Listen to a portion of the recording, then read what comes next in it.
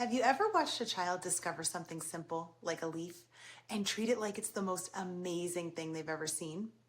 I took this picture of my daughter when she was little, and to her, it wasn't just a leaf. It was something worth noticing. But somewhere along the way, as adults, we stop seeing it that way. It becomes just a leaf, something we've seen a million times before. But kids don't see it that way. So many things are new to them. They notice the details, they ask questions, they wonder. And when we slow down with them, we get to see the world that way again too. Hi, I'm Tina from Little Monsters Universe, and today I want to show you how nature journaling with your kids can help them notice more, explore freely, and think like scientists. You don't need fancy supplies or a big plan to begin.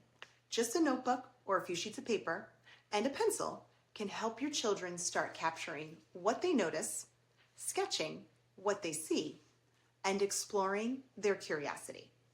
And if you want a bit more guidance, I've created the Little Monsters Universe Nature Journal and Educator's Guide to support you. But today, I'll share some simple ideas and practical tips you can use for free right away. Tip 1. Start small and simple. You don't need to fill an entire page in one outing. In the beginning, it's more about establishing a routine and getting something in their journal. And you can build upon that over time. I'll show you some examples. Encourage your kids to draw one thing they notice, like a leaf, a flower, a bird. Some kids will draw just one thing, while others will fill the whole page. For younger kids, you can have them write one word to label what they notice. And if they aren't yet writing, you can scribe for them and write down what they tell you about their observations. For older kids, they can begin to write a little more about what they notice. Sometimes that's just one sentence, and sometimes it's a few. They might describe what it looks like, what it smells like, or how it moves. Just for comparison, this is a 5-year-old's journal where her observations were scribed for her, and this is a 7-year-old's journal where she wrote a full sentence and even added a little label to her photo. It's also good practice to record the date and a simple observation about the weather. Kids can even use symbols like a little sun to represent a sunny day or a cloud for a cloudy one to make it quick and fun. Small steps like this make nature journaling approachable and fun and not overwhelming. And if you're thinking, what if my child isn't excited about writing or drawing yet? Well, that's okay. Nature journaling doesn't have to look one specific way. I have a few examples here to show how kids can still engage and record what they notice, even if they're reluctant to write or draw. One thing they can do is take pictures and print them and add them to their journals. We actually use this small portable printer that makes little sticker photos, which is really fun to use, but you definitely don't need anything fancy like this. You can just print and add them.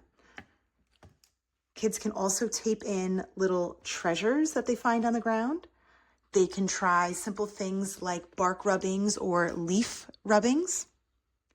Sometimes we even add little diagrams or maps, any kind of reminder or photos that of places that we've been or things that we saw and observed. So again, the goal is not perfection. It's helping them to notice and remember their experience in a way that feels fun and doable for them. Tip 2, encourage different senses. Nature journaling isn't just about drawing what you see. When journaling, encourage kids to notice the world with their senses. Sight is an obvious one. What colors, shapes, or movements do they see? But what about sound, touch, and smell? Ask your kids to notice different sounds. Take them on a listening walk. Can they hear birds, wind, or rustling leaves? Encourage them to notice smells. What scents do they notice? Do they smell the fragrance of flowers, the earthy smell of wet soil, or maybe the crisp air in winter? And let's not forget about touch. How does a pine cone feel in their hand, or the texture of a leaf? moss growing on a rock, or even tree bark. Prompt them with questions or invite them to explore with you. You can ask things like, what can you hear right now? Or, ooh, come feel this leaf, it's so soft. Even just recording a few sensory details can turn a simple observation into a rich, memorable experience. So, encourage them to write or sketch anything they notice. It doesn't always have to be what they see. Tip 3, make it a family habit. Set aside just 5 to 10 minutes a day or a few times a week to go outside and notice together. If daily or frequent outings aren't possible because of busy schedules, you can do something similar to what we do. We do Fresh Air Fridays, where we spend at least 30 minutes to an hour outside exploring, observing, and sketching. Sometimes we're just journaling and writing things down, and other times we're simply noticing, wondering, and sharing our outdoor experiences together. I find that modeling the process is always helpful, especially with younger kids. And I notice that when I draw and write, my kids are not only more inclined to participate with me, but they're also learning that noticing and recording is valuable at any age. Nature journaling is a simple, low-pressure way to help children slow down, explore, and think like scientists. If you're looking for an easy place to start, my Wonderwalks videos on YouTube are a great first step. They're short, simple, and help kids focus on noticing one small thing at a time.